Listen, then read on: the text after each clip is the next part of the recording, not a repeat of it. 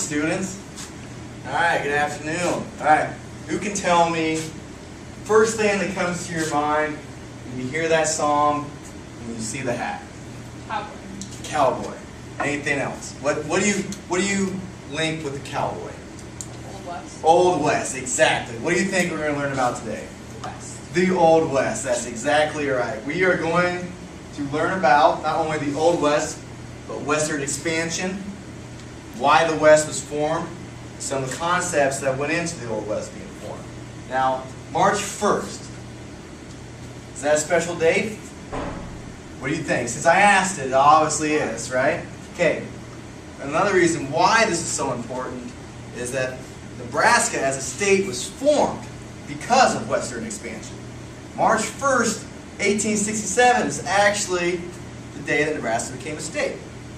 So, in other words, today is Nebraska's birthday. Alright, we'll start out a little bit. You can look at your maps. Let's look at map number 1. Look at this one right here. Now, this is kind of the time frame that we're looking at. This is the frame of the United States after the Civil War, 1865. Okay? We have a lot of expansion. The push after the Civil War is really when the concept of westward expansion began.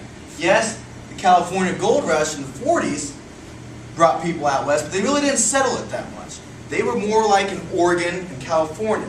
What we're going to focus on is the middle of the West and the Southwest. And another gold rush that brought on a lot of the boom towns that we'll later discuss about is the Colorado Gold Rush. That's often forgotten. Or the Pikes Peak Gold Rush in California in 1861. That brought a lot of people out west and settled the Midwest and the Southwest. Okay? So obviously gold is a huge reason why people are going out west. Can we think about maybe another reason? Just Civil War had just ended. What's another reason people are going out west? Think of long terms of the Civil War. Looking for jobs. African Americans in particular. Alright? They're getting out of those Confederate states in the deep South. They're moving out west. They hear about all these great opportunities that they have to make a name for themselves as free slaves. So a lot of African Americans came out west looking to strike it rich and looking to get jobs because of their lack of income from being slaves. They're looking for new ways. Confederate soldiers, those who fought in the Confederacy, huge debt now. Their homes are basically destroyed. They have no source of income.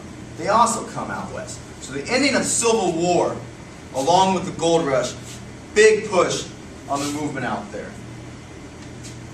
Okay, now we're going to talk a little bit about the differences between, I mentioned the Southwest, and then you got the Midwest. In the Midwest, you see more of your farmers, okay, like the Great Plains. A lot of grass areas, moisture is very still prevalent there, the soil is good. In the Southwest, we see a lot of dry climate. Farming is not too great there. So there you get more of your ranchers.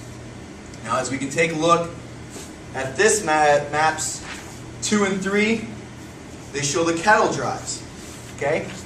In order for those ranchers in the Southwest to really be, to make a good income, they have to be able to sell their cattle. Well, there's no, if you look down there, there's not very many main railroads. We're looking at map number 2 right here. Map number 2. If you look right there in the south, there's not very many main railroads that go there. The Union Pacific going through Nebraska is the main one. And then you have the Kansas Pacific. Those are the two main railroads at this time, and they're all located in the Midwest. So the Southwest ranchers have no way to get their cattle transported to the east, where all the money's at. In order to do that, they have to come up into the Midwest. Now, this is really where you see the legend of the cowboy come into place.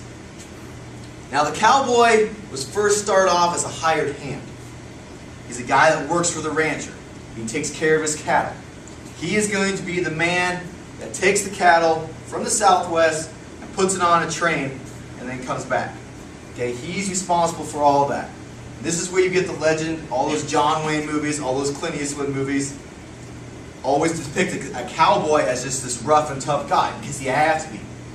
They're out there spending nights, out on the range, out on the cattle drives by themselves. This is territories where Indians are at, Native Americans, which we'll discuss in a later unit. But there are a lot of hostilities between those two. So a cowboy has to be a rock. He has to be strong and firm. Now, a lot of the outfit that you see from a cowboy is obviously what? Hat. Cowboy hat. Now, a cowboy hat was designed for a certain purpose. It's folded like this to keep the sun off his eyes and the back of his neck. But did you ever stop and wonder why it's made with a deep indent? I don't know. Kind of hard to think about, exactly.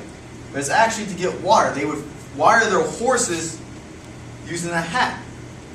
If water was scarce, they'd pick it up, put it in their hat, and they'd use it as a carry-on. So the cowboy hat and the tools that he used, as far as chaps, keeping their legs free from all the cactuses and stuff that were down there, are the main reasons for why they wore the type of outfits that they did. Now, to go along with that, we're talking about the cattle drives coming up through the Midwest. Now, you're a Midwestern farmer. Okay, you have all this great crops and all this good land right there. Okay? And now you've got these cattle drivers coming up. Now, what do cattle eat? Grass, right? Grass, corn, wherever they can find. Now, this starts to become a little bit of a problem because as the cattle drive business and the market of cattle starts to increase and the money signs, the dollars, the amount for to get a cattle over to the east start to expand, we start to see a higher increase in the rate of cattle coming over from the Midwest to the east. More people want to do it. More people want to be cowboys and want to go on cattle drives, which opens the term of free grazers. The free grazer is someone that lives basically off the land. They're a nomad. Okay? They purchase their cattle in the Southwest and they'll put them on trains and send them east. And that's how they make their money. They're not tied to anybody. They're their own man. They're different. They're different from the ranchers. They're different from the farmers. Now the farmers start to see a decrease in their crop intake because of all the cattle that are around there. The cattle will get into the crops and eat their crops, since the term's free grazing.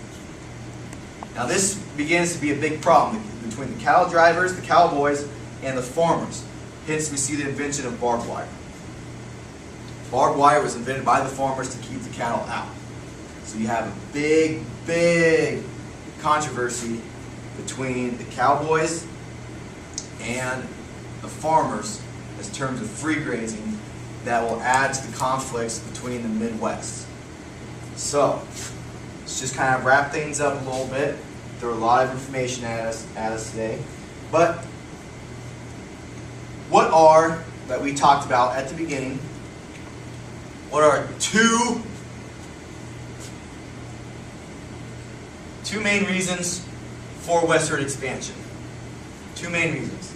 Jobs and better land. Jobs, better land. Was one thing that we can think of. Probably the thing that is the most important thing that gave rise to the Western movement. We mentioned it right at the very beginning. There's something in 1949. There's a gold rush. Exactly. Very good. Now, I'm going to ask you to take out a piece of paper. And on that piece of paper, you are going to be a cowboy. You are on a cattle trail right now. You're a free grazer. And someone comes up to you and asks you to talk about barbed wire. Is it fair? Is barbed wire fair for the farmers to put up on their land? I'm a cowboy. You're the cowboy. Just write on a piece of paper and we'll look at our answers later.